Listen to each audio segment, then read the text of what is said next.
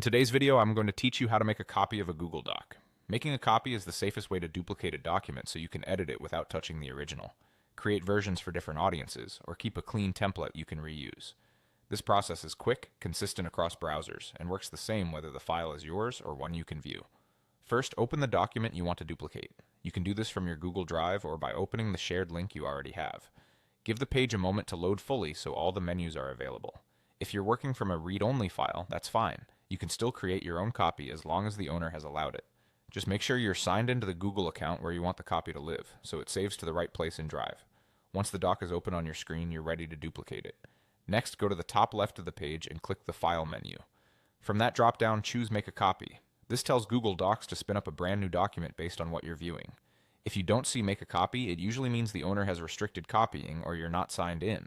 Otherwise, clicking it will open a small window with options for your new file. Now give your copy a clear new name and choose a folder to save it in. Pick a title that helps you recognize the version or purpose, like adding today's date or a project label.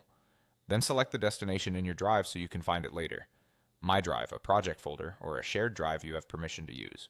In this same window, you may see optional settings to include comments or suggestions from the original in your copy, or to keep the same sharing settings. Use these only if they make sense for your workflow. Leaving them as is creates a clean, independent file. Finally, click OK to confirm. In some layouts, the button may say Make a Copy, but it does the same thing. Your new document will open in a fresh tab almost immediately, and the original stays exactly as it was. You can start editing right away, confident that your changes affect only the copy. If you ever need to adjust the name or move the file, you can do that later from the top of the doc or directly in Google Drive. And that's it.